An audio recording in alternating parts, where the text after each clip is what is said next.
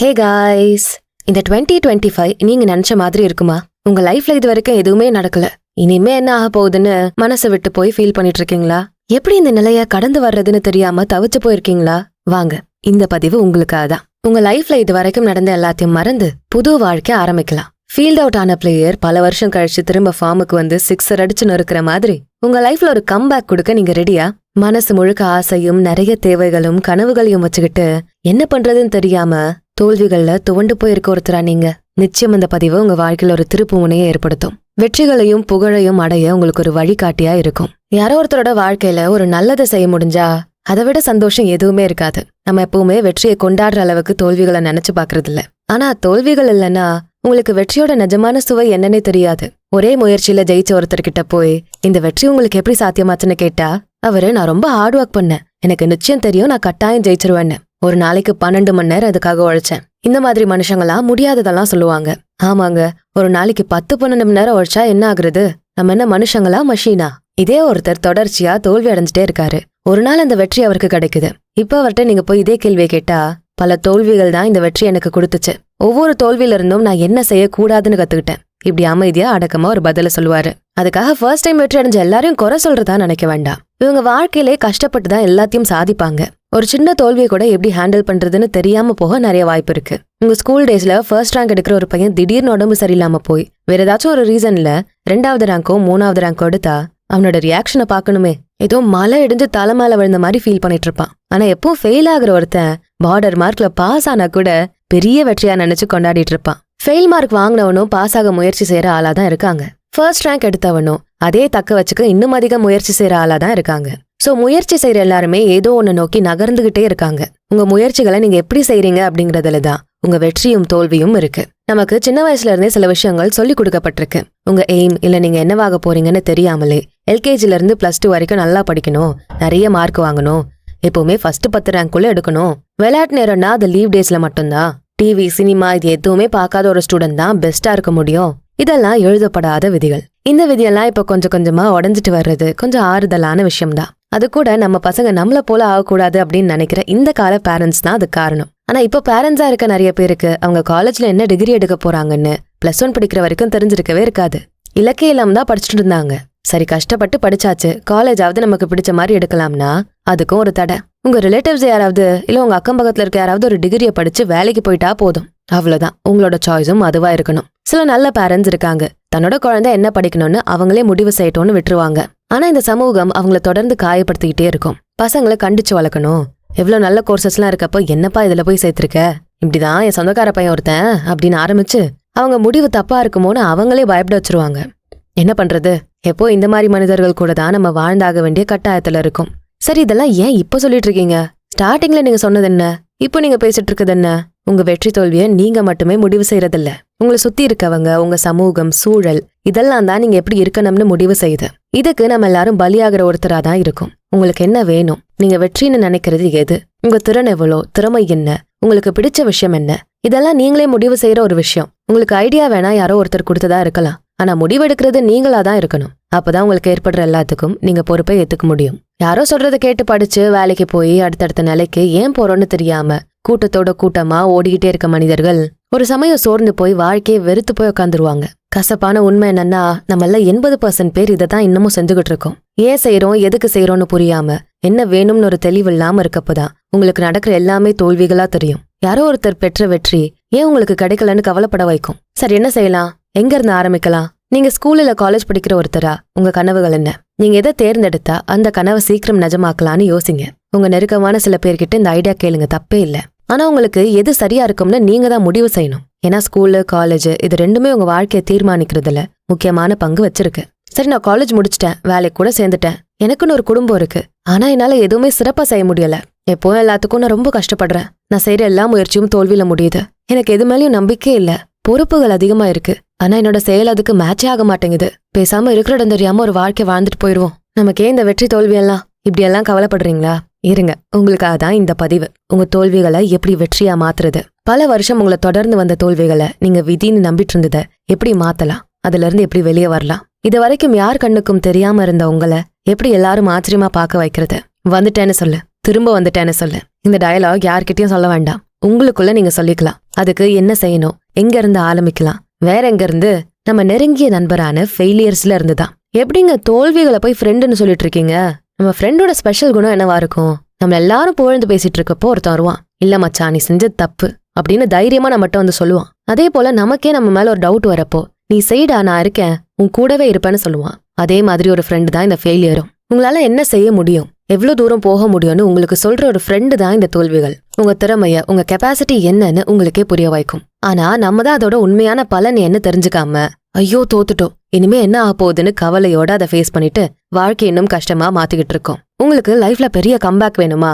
அப்ப நீங்க கண்டிப்பா பல தோல்விகளை சந்திச்ச ஒரு நபரா இருக்கிறது தான் உங்க முதல் தகுதியா இருக்கணும். ஏன்னா உங்களுக்கு தான் வெற்றியோட நிஜமான வேல்யூ என்னன்னு தெரியும். எதெல்லாம் செஞ்சா வெற்றி அடையலாம்னு எல்லாரும் சொல்லுவாங்க. ஆனா பல தோல்விகளை சந்திச்ச ஒருத்தர் தான் எதெல்லாம் செய்யக்கூடாதுன்னு தெரிஞ்ச ஒருத்தரா இருப்பாங்க. தோல்விகளை பத்தி எப்போ நமக்கு சரியான புரிதல் இருந்ததே இல்ல.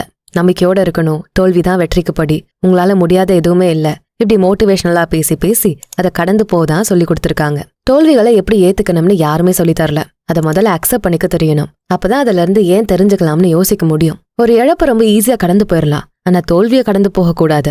வெற்றியை ரசிக்கிற மாதிரி தோல்வியையும் நின்னு நிதானிச்சு பார்த்து அதுல இருந்து கத்துக்க முயற்சி செய்யணும். எங்க என்ன தப்பு செஞ்சிருக்கோன்னு புரிஞ்சுக்கணும். உங்களை பத்தி நீங்களே ஒரு சுய விமர்சனம் செஞ்சுக்கணும். அதுதான் நீங்க யாரு, உங்களால என்ன செய்ய முடியும்னு உங்களுக்கு சொல்லி கொடுக்கும். அடுத்ததா இது வரைக்கும் நீங்க செஞ்சதை சரியா தப்பான்னு யோசிக்கணும். உங்க செயல்களை மறுபரிசீலனை செய்யணும். எல்லாத்தையும் ஒரு முறைக்கு 2 முறை யோசிக்கிறது தப்பே இல்ல.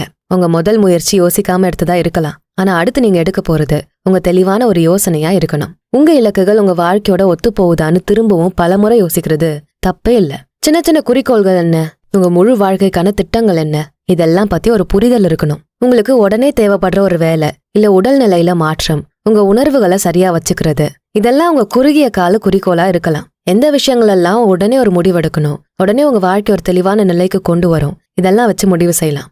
உங்க நீண்ட கால திட்டங்கள் ஒரு 5 இல்ல 10 வருஷங்களுக்கானதா இருக்கலாம். இது நிறைவேற உங்களுக்கு ஒரு காலம் தேவையா இருக்கும். உடனே செய்ய முடியலன்னா கூட இப்ப இருந்து நீங்க செய்யற சின்ன சின்ன முயற்சிகள் அந்த இடத்துக்கு கொண்டு போகக்கூடியதா இருக்கணும். அடுத்ததா பிளானிங். சரியான திட்டமிடல் இல்லைன்னா எதுவுமே சாத்தியமாகாது. உங்க தினசரி வாழ்க்கை உங்க குறிக்கோள்களை நோக்கியே இருக்கணும். யார் என்ன சொன்னாலும் சரி, யார் உங்களை கேலியா பேசினாலும் சரி, உங்க முயற்சிகள் நிக்கவே கூடாது. எப்பவோ வாங்க போற ஒரு காருக்கு இப்போ ஓடி ஓடி உழைக்கிறான் பாரு, ஒரு 10 லட்சம் பணத்தை சேர்க்க இப்படியெல்லாம் வேலை பார்க்கணுமா? இந்த மாதிரி 1000 கேள்விகளும் கேலி பேச்சுகளும் ஐடியாக்களையும் இந்த உலகம் உங்களுக்கு கொடுத்துக்கிட்டே இருக்கும். உங்க இலக்குகளை அடையிற வரைக்கும் கொஞ்சம் காது கேட்காத மனிதரா மாறிடுங்க. உங்களுக்கு அது ரொம்ப உதவியா இருக்கும். உங்களுக்குள்ளே ஒரு நேர்மையான விமர்சனம் நீங்களே செஞ்சுக்கணும். அதுதான் உங்க முன்னேற்றத்துக்கு ஒரு நிலையான வழியை உருவாக்கி கொடுக்கும். எதெல்லாம் உங்களுக்கு வரலன்னு நினைக்கிறீங்களோ அதை கத்துக்க முயற்சி பண்ணுங்க. எக்ஸாம்ல தொடர்ந்து ஃபெயிலியர்ஸை பாக்குறீங்களா? இதுவரை நீங்க எடுத்த மார்க்கெல்லாம் ஒரு டேபிள்ல போடுங்க. எந்த பகுதியில நீங்க பின்தங்கி இருக்கீங்கன்னு ஒரு ரிசர்ச்சை நீங்களே பண்ணி பாருங்க. அதை இன்னும் தெளிவா கத்துக்க என்னெல்லாம் வழி இருக்குன்னு பாருங்க. வேற சோர்ஸ்ல இருந்து ஏதாச்சும் ஹெல்ப் கிடைக்குமான்னு யோசிங்க. உங்க வெற்றிக்கும் உங்களுக்கும் இருக்க கொஞ்சம் இடைவெளியை குறைக்க எல்லா முயற்சியும் செஞ்சு பாருங்க. தொழில்ல எல்லாமே தப்பா நடக்குதா? உடனே அது சம்பந்தப்பட்ட ஃப்ரீ ஒர்க் ஷாப்ஸ்ல எல்லாம் கலந்துக்கங்க. உங்க ரிலேஷன்ஷிப்ல ஏதாச்சும் பிரச்சனையா? உங்க பார்ட்னர் கிட்ட முதல்ல உட்காந்து பேசுங்க. சரியாகலையா? கொஞ்சம் இடைவெளி விட்டு பாருங்க. உங்க உண்மையான குணம் தெரிஞ்சா, நீங்க யாரு, உங்ககிட்ட அவங்க தேவை என்னன்னு புரிஞ்சா நிச்சயமா அவங்க உங்களை தேடி வருவாங்க. இந்த உலகம் ரொம்ப சின்னது. நல்லவங்கள சந்திச்சே ஆகணும். உங்க மனசையும் உடம்பையும் சரியா பாத்துக்க ஒரு நேரம் ஒதுக்குங்க. நீங்க முயற்சி செஞ்சா எதை வேணா அடைய முடியும். அதிக பணம், பிடிச்ச மனிதர்கள், பெரிய வெற்றின்னு எதுவுமே பெறலாம். ஆனா உங்களுக்கு கிடைக்காத ஒண்ணு உங்க ஹெல்த் மட்டுமே. ஒரு முறை அதுல ஒரு பிரச்சனை வந்தா உங்க மேல இருக்க நம்பிக்கையே போயிடும். சோ என்ன நடந்தாலும் உங்க உடம்ப சரியா வச்சுக்கங்க. உங்களுக்கு அது ஒரு பெரிய நம்பிக்கையும் உற்சாகத்தையும் கொடுக்கும். தன்னோட இழப்ப சரி செய்ய, டிப்ரெஷன்ல இருந்து வெளியே வர சூர்யா 6 பேக் வச்ச மாதிரி எல்லாம் நீங்களும் வைக்கலாம் தேவையில்ல. ஒரு நார்மலான வாக்கிங் போதும் உங்க மைண்ட மாத்த, உங்களுக்கு ஒரு புத்துணர்வை கொடுக்க. எப்பவும் மனசு ரொம்ப குழப்பமா இருக்கா? எதுலயும் பெருசா இன்ட்ரெஸ்டே இல்லையா? எதை பார்த்தாலும் ஒரு தயக்கமோ இல்ல பயமோ உருவாகுதா? இது எல்லாத்துக்கும் ஒரு தீர்வு உங்களை நீங்களே ஆக்டிவா, எனர்ஜெட்டிக்கா வச்சுக்கிறது தான். இன்னைக்கே ஸ்டார்ட் பண்ணுங்க. உங்களுக்கு பிடிச்ச ஒரு ஒர்க் அவுட், வாக்கிங் இல்ல ஜாகிங், யோகா கூட பயிற்சி பண்ணலாம். எப்பவும் உங்க சூழலை நீங்க மாத்தவே முடியாது. எல்லாத்தையும் உங்களுக்கு ஏத்த மாதிரி இருக்க வைக்க முடியாது. ஆனா எந்த சூழ்நிலையும் சமாளிக்க தெரியணும். உங்க மனச, உடம்ப பாதிக்காம வச்சுக்க முடியும். ஒரு தியான நிலை இல்ல யோக நிலைக்கு போய் தான் இதை வளர்த்துக்க முடியும்னு இல்ல. சாதாரண பழக்க வழக்கங்கள் மூலமாவே இதை மாத்திக்கலாம். ஒழுங்கான ஒரு உடற்பயிற்சி நேரம், உங்க மனசை அமைதியா வச்சுக்க ஒரு 10 நிமிஷம் தியானம், இந்த மாதிரி சின்ன சின்ன வித்தியாசத்தை கொண்டு வந்து உங்களுக்குள்ள நீங்களே ஒரு மாற்றத்தை கொண்டு வர முயற்சி பண்ணுங்க. மாற்றங்கள் ஒன்றுதான் மாறாதது. ஆனா அது வெளியிருந்து வர்றதை விட உங்களுக்குள்ள இருந்து வரும்போது தான் இன்னும் அதிகமான நல்லது நடக்கும். உங்க மனசுக்கும் அது ஒரு அமைதியை கொடுக்கும். உடல்நிலை சரியா இருந்தா மனசும் அமைதியா வச்சுக்க முடியும். மனசு அமைதியா இருந்தா உங்க செயல்கள்ல அது வெளிப்படும். அமைதியா தெளிவா யோசிக்கிறப்போ எல்லாமே சரியா நடக்கும்னு ஒரு நம்பிக்கை வரும். நம்ம முயற்சிகள்ல ஏற்படுற தோல்விக்கு பெரிய காரணம் நீங்க தப்பான நேரத்துல உணர்ச்சி வசப்பட்டு எடுத்த தப்பான முடிவுகள் தான். யோசிக்காம அவசரப்பட்டு எடுத்த முடிவுகள் பெரும்பாலும் தோல்வியையே தரும். ஆனா அதே முயற்சியை நீங்க இன்னும் ஒரு முறை நல்லா யோசிச்சு தெளிவா யோசிக்கிறப்போ அந்த தோல்வி நிலையில இருந்து உங்களை நீங்களே மீட்க முடியும். உங்க தோல்விய வெற்றியா மாத்த முடியும். ஏன்னா நீங்க பல தடவை தோத்து போயிட்டீங்க. இனிமே வெற்றியை மட்டுமே பார்த்தாகணும். அதுதான் ரியாலிட்டி. மனதால உடலால நீங்க உங்களை கண்ட்ரோல்ல வச்சுக்க முடிஞ்சா உங்க சூழலை கூட நீங்க மாத்தி அமைக்க முடியும். எந்த மாதிரி கஷ்டமான சூழ்நிலையும் நீங்க நிதானமா நின்னு ஜெயிக்க முடியும். இன்னும் உங்களுக்கு ஏதாச்சும் சந்தேகம் கஷ்டம் இருக்குன்னா தயக்கமே வேண்டாம். வேறொருத்தர்கிட்ட உதவி கேட்க தயங்காதீங்க. ஒரு பினான்சியல் கரியர் இல்ல உங்க ரிலேஷன்ஷிப்ல கூட பிரச்சனையா இருக்கா, உங்க நெருங்கிய உறவுகள் இல்ல ரொம்ப நாளா உங்க கூட இருக்க ஃப்ரெண்டு அவங்க கிட்ட ஒரு அட்வைஸ் கேட்கறது தப்பே கிடையாது. ஒரு விஷயத்த நீங்க தெளிவா புரிஞ்சுக்கணும். அட்வைஸ் கேட்கறதும் புலம்புறதுக்கும் ஒரு பெரிய வித்தியாசம் இருக்கு. மனசுல இருக்க பாரத்தெல்லாம் இறக்கி வைக்க உங்க ஃப்ரெண்ட்ஸ் கிட்ட நீங்க புலம்பலாம். ஆனா உங்க சோக கதைகளையும் தோல்விகளை பத்தி மட்டுமே நீங்க புலம்பிட்டே இருந்தீங்கன்னா எந்த ஒரு ஃப்ரெண்டும் இல்ல தெரிஞ்சவங்களுக்கும் அது கேட்கிற பொறுமை கொஞ்சம் கொஞ்சமா இழக்க ஆரம்பிக்கும். அதுவே அவங்க கிட்ட போய் எனக்கு ஒரு ப்ராப்ளம் இருக்கு, என்ன பண்ணோன்னு தெரியல, கொஞ்சம் ஹெல்ப் பண்றியா இப்படி கேட்டா கண்டிப்பா உங்களுக்கு அவங்க முக்கியத்துவம் தந்து ஹெல்ப் பண்ணுவாங்க. உங்க வாழ்க்கையில அவங்களுக்கும் ஒரு பொறுப்பு இருக்குன்னு நினைப்பாங்க. ஆனா இது ஒரு ஹெல்ப்பா மட்டும் தான் நீங்க பாக்கணும். அவங்களே உங்க எல்லா பிரச்சனையும் சரி செஞ்சிருவாங்கன்னு நினைக்க கூடாது. எல்லா விஷயத்தையும் உங்க மனசுக்குள்ள கொண்டு போய் அதுல உங்களுக்கு தேவையான ஒரு முடிவை நீங்க தான் கண்டுபிடிக்கணும். சில சமயம் உங்க பேரண்ட்ஸ் கூட நல்ல கைடன்ஸை கொடுக்க முடியும். நம்ம கலாச்சாரத்துல அந்த மாதிரி ஒரு ஆரோக்கியமான சூழலை நம்ம வளர்த்துக்க தவறிட்டோம். ஆனா நீங்க கேட்டா அவங்க கண்டிப்பா உதவி செய்வாங்க. இந்த உலகத்துல உங்களை தாண்டி உங்களை புரிஞ்சுக்கிற சில பேர்ல முக்கியமானவங்க உங்க குடும்பத்தை சேர்ந்தவங்க தான். நம்ம இதை செய்ய தயங்குறதுக்கு இன்னொரு காரணம் கூட இருக்கு. அவங்க மனசு கஷ்டப்படும் நம்ம நினைப்போம். ஆனா நீங்க தனியா கஷ்டப்படுறதையும் நீங்க தோல்விகளால துவண்டு போறதையும் சும்மா வேடிக்கை பார்த்துட்டு இருக்கிறத விட அவங்க கிட்ட மனசு விட்டு பேசுறப்போ கண்டிப்பா ஒரு தீர்வு கிடைக்கும். இது எல்லாத்தையும் நீங்க செஞ்சாதான் உங்களால தோல்வியில இருந்து மீண்டு வர முடியும்னு நான் சொல்ல.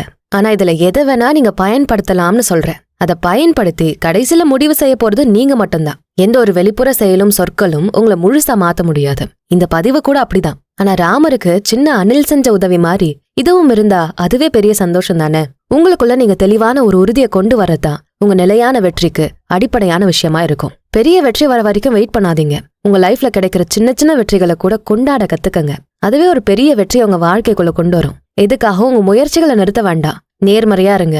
எப்போ எல்லா சூழ்நிலையும் உங்களுக்கு தேவையான விஷயத்த மட்டும் தேடுற ஒருத்தரா இருங்க. பாசிட்டிவிட்டியை வளர்த்துக்க வேண்டாம். பாசிட்டிவான ஒரு நபராவே மாறுங்க. உங்க முயற்சிகள் ஒரு தொடர்ச்சியான நிகழ்வா இருக்கட்டும். எப்போ உங்க இலக்குகள் மேல ஒரு கவனம் இருந்துகிட்டே இருக்கட்டும். உங்க சூழல் மாறலாம், உங்க கூட இருக்க ஆட்கள் மாறலாம், உங்களுக்கு பிடிச்ச விஷயங்கள் கூட மாறலாம். ஆனா உங்க கனவுகள் மாறக்கூடாது. அதுக்கான உங்க முயற்சி நீங்க கொடுத்துக்கிட்டே இருக்கணும். உங்க வெற்றி பயணத்துல ஒரு செகண்ட் கூட நிறுத்தாம போய்கிட்டே இருக்கணும். வெற்றியும் தோல்வியும் மாறி மாறி வரதா செய்யும். ஆனா உங்க பயணம் நிக்காம போய்கிட்டே இருக்கணும். யாருக்காக உங்க கனவுகளை கைவிட தேவையில்ல. தடை அதை உடை, புது சரித்திரம் படை, நாளை நமதே. உங்க தடைகளை நீங்க தான் உடைக்கணும். உங்க வாழ்க்கையை நீங்க தான் ஒரு சரித்திரமா மாத்த முயற்சி பண்ணணும். ஒரு மகாத்மாவோ ஆப்ரஹாம் லிங்கனோ மட்டும் சரித்திர நாயகர்கள் இல்ல.